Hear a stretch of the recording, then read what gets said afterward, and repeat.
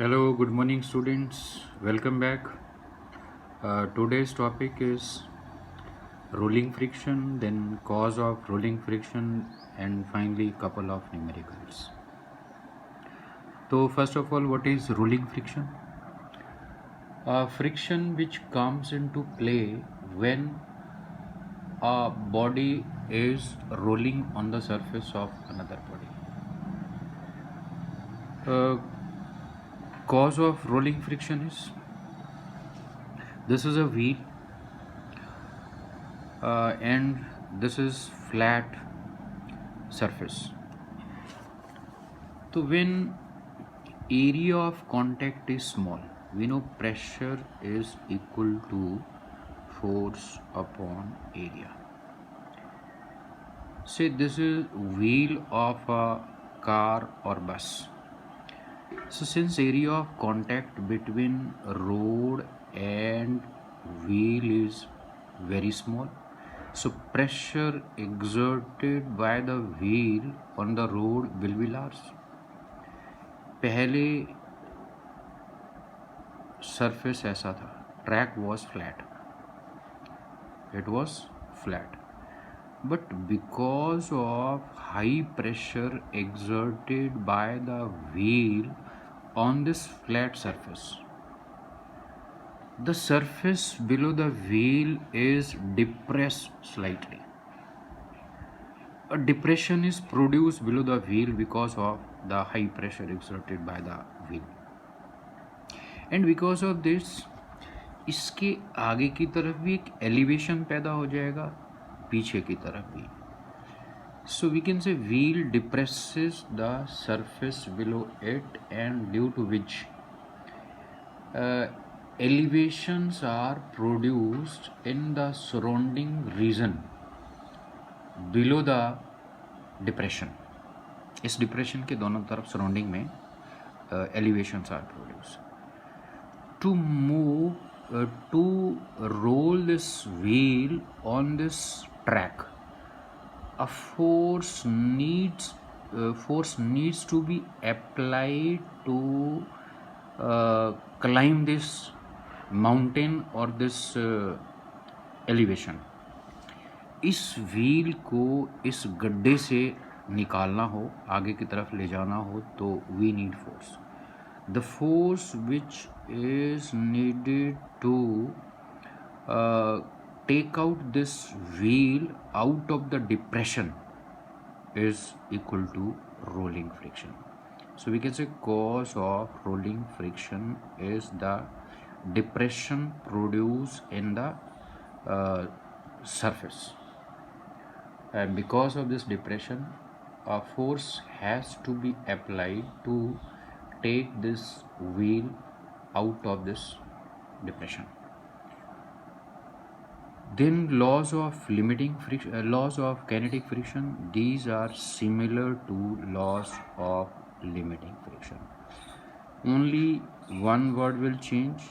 जहाँ पे आपका limiting friction था उसकी जगह पे rolling friction हो जाएगा. So the most important law was, उसमें था कि force of limiting friction is directly proportional to normal reaction, और यहाँ पे force of rolling or for rolling, force of rolling friction is directly proportional to normal reaction. Then constant of proportionality, this is called coefficient of rolling friction. From here mu R is equal to F R upon N. तो ये है friction की force, this is से 50 newton. Normal reaction suppose 200 newton. Newton और newton cut जाएंगे, so it will be a pure number. बाकी laws you can write similar to laws of limiting friction. Now couple of numericals. We have a block of 2 kg. It is placed on a flat surface. The coefficient of friction, limiting friction between this block and the track is 0.4. Question is, what is the force of friction acting on the block? So limiting friction, we know it is equal to Limiting friction is mu L into mg. Mu L is given 0.4, mass 2 kg, g 9.8, it is 7.84 and unit kg metre second minus 2, जिसको हम Newton कहते हैं. सो ये है maximum और limiting value of friction. But जब ये force 2.5 Newton होगी तो फ्रिक्शन भी 2.5 न्यूटन होगा. Motion will not be produce, this block will not move because applied force is less than limiting friction. As I told you earlier, it is self-adjusting force. ये जब तक applied force 7.84 Newton से कम रहेगी तो friction की value applied force के बराबर. If it is 2.5, friction 2.5 होगा. If it is 5, friction 5. It is say 7, it is also 7. Applied force के बराबर अपनी वैल्यू को एडजस्ट कर रहे हैं. If it is 7.84, ये भी 7.84, अभी लिमिटिंग होगी. अगर इसको हम 8 कर देते हैं 8 न्यूटन तो फ्रिक्शन की वैल्यू 7.84 ही रहेगी. 7.84 पे मोशन प्रोड्यूस हो जाएगा. इससे जब ज़्यादा फोर्स लगाएंगे उसके बाद 8 लगाते हैं, 9 न्यूटन लगाते हैं, 10 newton, friction will remain equal to 7.84.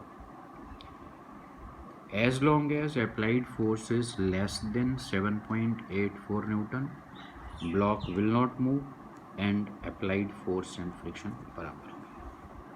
Now next, a very important question. Determine the maximum acceleration of the train in which a box lying on the floor remains stationary, given that mu s is 0.15, g is equal to 10 meter per second square.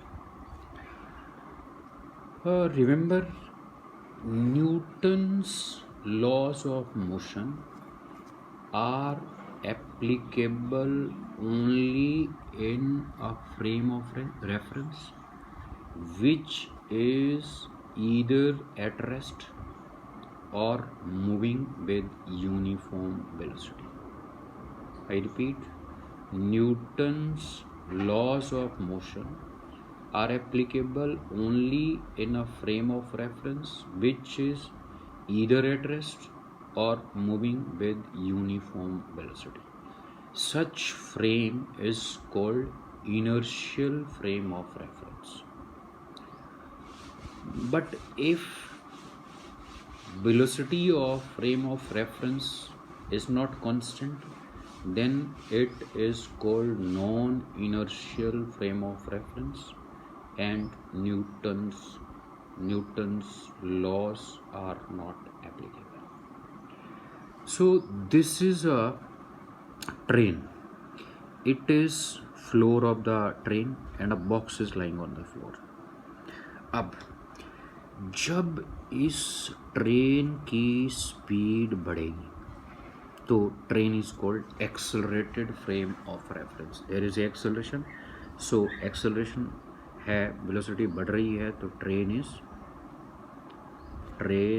Is not moving with uniform velocity, train is accelerated frame of reference. So जब accelerated frame हो तो it is called non inertial frame of reference and Newton laws are not applicable. देखिए, अगर आप एक ball रखते हैं train के फ्लोर पे और ट्रेन स्टार्ट होती है, उसकी वेलोसिटी 0 से बढ़ने लगती है, तो this ball will start moving in backward direction. इस तरह ट्रेन स्टार्ट हुई, इधर चली, दिस इज एक्सेलरेशन. ट्रेन की स्पीड बढ़ रही है 0 से, तो it is accelerated frame of reference. So ये है फ्लोर ऑफ ट्रेन. तो it is accelerated frame of reference और non inertial frame of reference.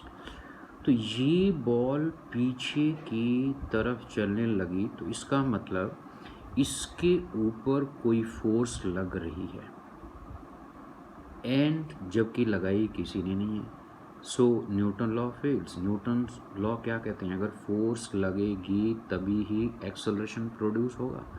But ये बॉल जो कि रेस्ट में थी इस तरफ आने लग गई तो इसकी वेलोसिटी बढ़ने लग गई, it is accelerating. So it means इसके ऊपर फोर्स लग रही है लेकिन यहाँ पे बिना फोर्स के क्या हो रहा है, एक्सेलरेशन प्रोड्यूस हो रहा है। तो न्यूटन लॉ को to prevent breakdown of Newton law, तो हम क्या अज्यूम करते हैं कि जब ये ball accelerated frame of reference में है, इसके ऊपर एक इमेजिनरी फोर्स लगेगी और उस फोर्स को सूडो फोर्स कहेंगे, सूडो फोर्स। और सूडो फोर्स लगेगी किधर, जिधर ट्रेन का एक्सेलरेशन है उसके अपोजिट डायरेक्शन में। ट्रेन इधर जा रही है, सूडो फोर्स पीछे की तरफ लगी एंड अगेन यहाँ पे न्यूटन लॉ लगाएंगे, this pseudo force will be equal to mass of ball गुणा एक्सेलरेशन ऑफ ट्रेन। बस ये एक्सेलरेशन ट्रेन का आगे तरफ, सूडो फोर्स पीछे की तरफ लगेगी। सो this is pseudo force on the ball. It is because of this force that ball will start moving और हम still we can apply Newton law। Otherwise बिना फोर्स के बॉडी में एक्सेलरेशन प्रोड्यूस हो रहा है तो न्यूटन लॉ फेल्स। तो this is a box, this is floor of the train. Train इधर जा रही है और ये बॉक्स जो है इसके ऊपर फोर्स पीछे की तरफ लगेगी।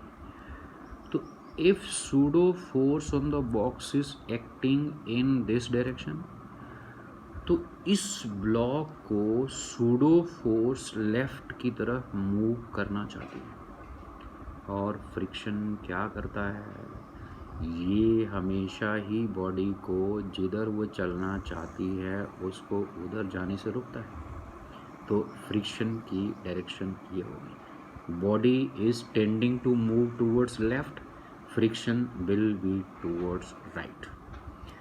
तो question is कि what can be the maximum acceleration of train so that this block remains at rest। तो when block will be at rest, block will be at rest if pseudo force is less than equal to friction। अगर ये force ज़्यादा हो जाएगी pseudo force तो ये इधर चलने लग जाएगा, फ्रिक्शन से, लिमिटिंग फ्रिक्शन से ज़्यादा हो जाएगी तो ब्लॉक या box will start moving towards the left. So when it will remain at rest if this pseudo force is less than और equal to friction. So pseudo force is equal to F is equal to M into train का acceleration. तो जैसे जैसे train का acceleration बढ़ेगा pseudo force भी बढ़ेगी। So let us suppose a train is a maximum, a maximum, ये maximum force, जैसे जैसे एक्सेलरेशन बढ़ेगा ये बढ़ेगी, तो we can say this is maximum where this is maximum acceleration of train. Limiting friction is equal to this. So as I told you this limiting friction क्या होना चाहिए, limiting friction should be 1 minute, pseudo force should be less than this, sorry pseudo force, this will not move if pseudo force this is less than equal to limiting friction। so pseudo force is m, mass of box, acceleration of train is equal to less than equal to mu limiting into normal reaction, and normal reaction is mg, m और m कट गए और a maximum you can say के equal to या less than mu L into G. Mu L is given, it is 0.15, acceleration is 10, so this is less than 1.5 metre पर second. तो इससे कम होना चाहिए ट्रेन का एक्सेलरेशन, इससे कम एक्सेलरेशन होगा तो block will remain at rest. Now next question is, this is again a box Its mass is 1 kg. This is the surface of truck. It is placed on the surface of truck. So this truck is moving with 5 meter per second square acceleration. So question is, what is the force of friction? And this block is placed on the floor of a truck which is moving with acceleration 5 meter per second. So since truck is having acceleration, तो truck हुआ हमारा non inertial frame of reference. तो इस box के ऊपर pseudo force लगेगी, and this pseudo force is equal to mass of block गुणा acceleration of train. तो this is mass of block, acceleration 5 kg metre second minus 2, and this is newton. तो this is force of friction. ये जितनी ये force इधर लगी उतना ही फ्रिक्शन होगा. Both are equal because this is at rest. Next question is, this is a trolley. This is rough surface. String is tied to the trolley and it passes over a pulley, and to the other end of the string a block of mass 3 kg is attached. Calculate tension in the string. So ये block, its mass is 3 kg. Force exerted by earth, which is called its weight, it is equal to mg. M 3 kg, g 10 meter per second square. It becomes 30 kg meter second minus 2, which is Newton. So this is the force. Now since this block is tied to string, तो it will slowly move down. अगर हम string को काट दें तो बहुत तेज़ी से नीचे जाएगा. इसका एक्सेलरेशन होगा 9.8 मीटर पर second square, and block is said to be in free fall. तो सिंस ब्लॉक धीरे धीरे नीचे आ रहा है, तो it means there is some force which is opposing its downward motion. And who is applying that? This string. ये string ऊपर की तरफ फोर्स लगा रही है, और ये ऊपर की तरफ, ये नीचे की तरफ. So net force acting on this block is 30 minus T from Newton's law. F is equal to M A. We know this is net force. तो राइट इक्वेशन फॉर दिस. तो it is 30 minus T is equal to इसका mass into इसका acceleration. इसका acceleration और trolley का acceleration same होंगे because both are tied with string. इसकी velocity जितनी बढ़ेगी उतनी इसकी बढ़ेगी. Who is pulling the trolley in forward direction? It is the string, tension T, and this is friction between tires and the road. Yeah, this rough surface. This friction is mu into normal reaction. Normal reaction is mg. So ये दिया हुआ है. Mass is 20 kg trolley का, और ये g की value this is 8 Newton. So for equation of motion of trolley, F is equal to ma. Now you got net force on the trolley, mass of trolley, acceleration of trolley. Net force on the trolley, T आगे की तरफ, F पीछे की तरफ, and this F is 8 Newton. So it is T minus F. F means 8 Newton is equal to mass of trolley 20, acceleration of trolley. इनको add करेंगे, ये cut जाएंगे. 30 minus 8, 22 is equal to 23a. It gives you a. तो acceleration निकल गया. इस acceleration की value यहाँ पे डालिए, and from here we can calculate it. So t minus 8 is equal to 20 into acceleration. This is value of acceleration. It gives t is equal to 27.17. Now work done against friction. We have a body lying on a rough surface. ये एक rough surface है. Initially ये body यहाँ पे थी, तो forces acting on it, ये है फोर्स जो अर्थ ने लगाई इस बॉडी के ऊपर, which is the rough surface will push the body in upper direction. This force we call it normal reaction. तो I can show here this is a body place on rough surface.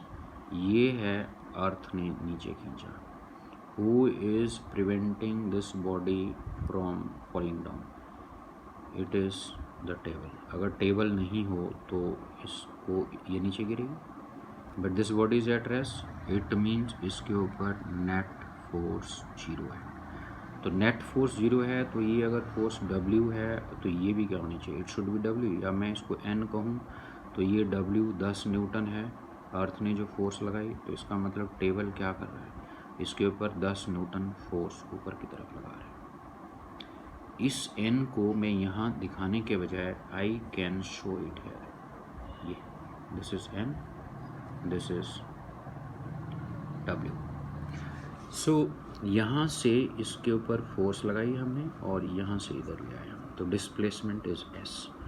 We are to calculate work done by friction, तो friction की force पीछे की तरफ होगी, let it be F K for kinetic friction because it is in motion. So work done is F K into S। अगर आप ये निकालना चाहें साथ में तो फोर्स ये फोर्स जो है this F K backward direction में है, और how much force you need to apply, F this capital F should be equal to F K। अगर ये 10 न्यूटन है तो ये अप्लाइड फोर्स ये भी 10 न्यूटन होनी चाहिए, तो we can say work done by applied force F into S, but this F is equal to F K।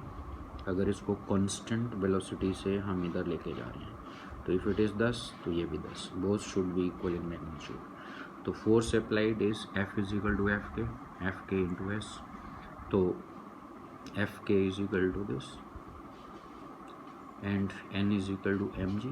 So this is the work done against friction when body is moving with uniform velocity. Now next one is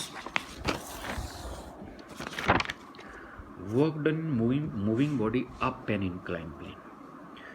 This is an inclined plane making an angle theta. Theta is angle of inclination. This is a body of mass m. इसके ऊपर अर्थ नीचे की तरफ force लगाएगी ऐसे, so it is called weight of the body. This is weight of body mg। Let us resolve it into two components.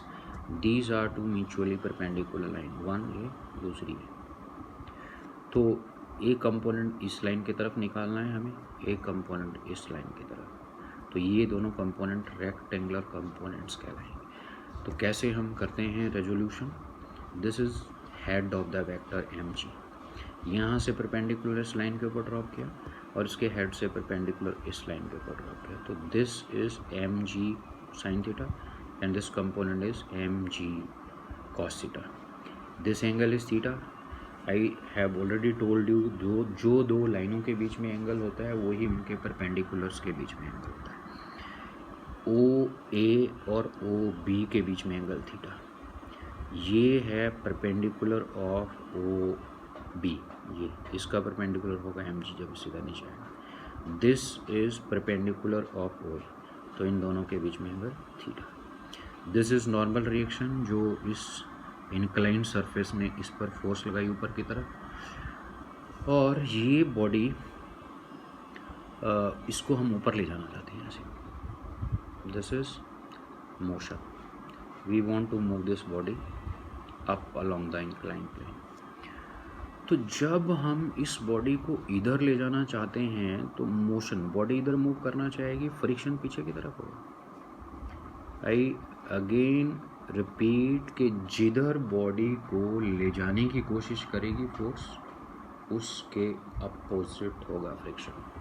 तो यहाँ पे इस बॉडी को हम ऊपर लेके जा रहे हैं रगड़ के, तो फ्रिक्शन पीछे की तरफ होगा। There is one more force mg sin theta जो इसको ऊपर जाने से रोक रही है। So how much force is required to take this body along inclined plane. So ये अगर 2 न्यूटन है, ये 8 न्यूटन है, तो दोनों फोर्सेस मिला के 10 न्यूटन हो गई, तो it has to be 10 newton, तब ये बॉडी ऊपर की तरफ ले जा सकते हैं। So required force is mg sin theta plus Fk। Fk is mu K into n। यहाँ पे सबसे इम्पोर्टेंट बात जो हमारा फ्लैट सरफेस हुआ था, फ्लैट सरफेस में एम जी और एन बराबर होते थे, बट हेयर इंक्लाइन सरफेस पे N is equal to M G cos theta. This is very important to note. I repeat, flat surface पे नॉर्मल रिएक्शन एम जी के बराबर होता है, इंक्लाइन सरफेस पे N is equal to M G cos theta. तो friction यहाँ पे या normal reaction it is M G cos theta. So total force जो हमें लगानी पड़ेगी ये इसकी वैल्यू होगी एम जी कॉस थीटा. तो टेक एम से this is the force. Work done. इधर फोर्स लगाई हमने, डिस्प्लेसमेंट ओ टू ए. तो ये डिस्प्लेसमेंट की डायरेक्शन हुई ओ से, और फोर्स इसकी तरफ, इन दोनों के बीच में angle 0, both are parallel, force and displacement. So this is F S cos 0. Put value of F की वैल्यू ये है गुणा S. You may take here M G common. This is the work done. No work done moving body down in incline plane. बिल्कुल same diagram. अब इस body को हम नीचे लाना चाहते हैं इधर.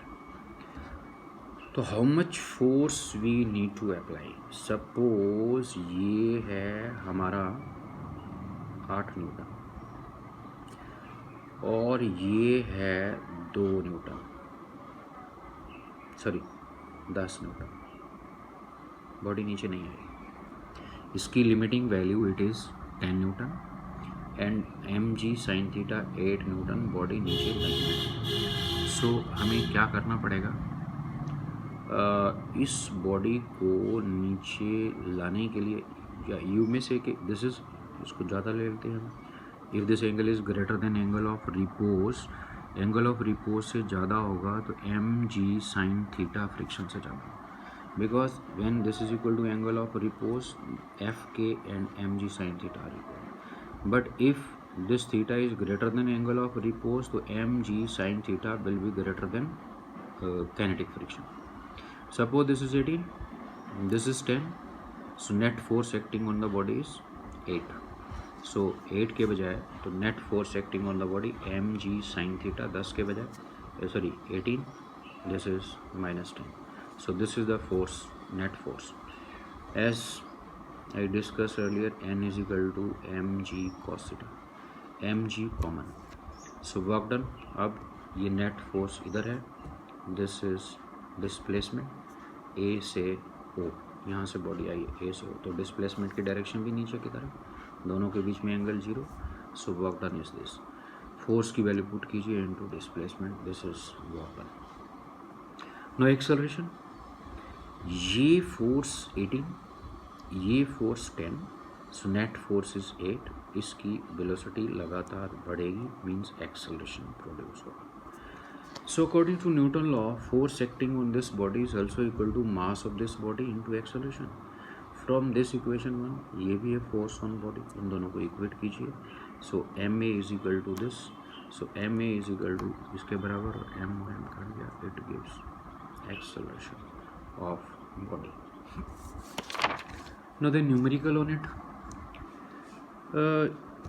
This is a car moving with velocity 36 kilometre per hour and 36 kilometre per hour means ये कन्वर्ट करेंगे इट विल बी 10 मीटर पर second velocity. When it reaches at point O its engine is switched off, no brakes are applied. और इसके बाद ये incline road आ गया and this angle of inclination is 30 degree, चढ़ाई आ गई मतलब. तो क्वेश्चन इज कि यहाँ से कहाँ तक जाके ये कहाँ रुकेगी, इस सड़क पे, इस चढ़ाई वाली सड़क पे कहाँ रुकेगी. No brakes will be applied. So initial velocity at is 10 metre पर सेकेंड. सपोज ये यहाँ रुक गई तो यहाँ पे इसकी velocity 0. So this distance we are to calculate O A. You can say O A distance निकालनी है मुझे. G you can take 10 metre पर second square and mu is given 0.1. So what will be the force acting on the car. Car इधर जा रही है और friction क्या करता है, जिधर बॉडी चल रही होती है उसके अपोजिट. सो फ्रिक्शन इस तरफ होगा, पीछे की तरफ. मोशन अगर ऊपर की तरफ है तो फ्रिक्शन इधर होगा, इस तरफ. तो फ्रिक्शन और ये force M G sine theta. So दो फोर्सेस लग रही है, these two forces will retard it, इसकी स्पीड को लगातार कम करती जाएगी। So retarding force on car F is equal to this mg sin theta नीचे की तरफ down the plane, and this is friction between tyre and the road. So ये friction is equal to mu K into normal reaction is के equal. So mg common लिया, this is the retarding force according to Newton. F is equal to ma, equate these two forces ये दोनों। So m is equal to this, m cut गया, a आ गया। a की value निकालने के लिए g10 sin 30 म्यू के गिवन 0.1 cos 30, दिस इज 10 और ये 1/2 होता है, 1/2 means 0.5, and this is √3/2 cos of 30 और √3/2 इतना आएगा। So it gives us retardation. अगर मैं रिटार्डेशन कहता हूँ फिर तो इसको ऐसे लिखूँगा, अगर मैं इसको मैथमेटिकली लिखना चाहता हूँ देन इट इज़ -5.866 मीटर पर second. I repeat, if I use here retardation तो यहाँ पे नेगेटिव साइन लगाने की जरूरत है। अगर मैं रिटार्डेशन नहीं लिखता हूँ, ए लिखता हूँ, then I will have to take this negative sign, it will indicate that it is retardation. So acceleration इतना आ गया, we know v² minus u² is 2s। Final velocity A पे 0, यहाँ पे 10 मीटर पर सेकेंड। सो पुट वैल्यूज 2, ये retardation निकाल रखा है हमने, into s, it gives. Now, last question. This is a body of mass 2 kg. It is at rest on inclined surface. Limiting friction is 0.7. Theta is 30 degree. Calculate the force of friction. इसके ऊपर जो downward force लगेगी mg sin theta, this is equal to 2 kg mass, g 9.8 sin 30 means 1/2, ये होगा downward force है। और इसकी value ज़्यादा से ज़्यादा लिमिटिंग फ्रिक्शन की mu into normal reaction mg cos theta होगा। ये this is mu given m 2 kg, g 9.8 cos 30 √3/2, और इसकी value it is 11.9 Newton. So applied force, it is limiting friction is, इसकी वैल्यू हो सकती है ज़्यादा से ज़्यादा 11.9 और applied force is 9.8। तो ये अगर 9.8 है, फ्रिक्शन भी 9.8 होगा, because body is at rest. अगर ये 10 हो जाएगी, फ्रिक्शन भी 10 हो जाएगा। ये अगर मान लिया 11 हो जाएगी, फ्रिक्शन भी 11 हो जाएगी। ये 11.9 तो ये भी 11.9। ये अगर 12 हो जाएगी, it will remain 11.9। So begin से जब तक ये component it is less than 11.9, I repeat, ये फोर्स अप्लाइड जब तक 11.9 से कम हो, फ्रिक्शन उसी के बराबर होगा इस फोर्स का। जब तक फ्रिक्शन की वैल्यू अप्लाइड फोर्स की वैल्यू 11.9 से कम होगी तो फ्रिक्शन उसी के बराबर होगा। सो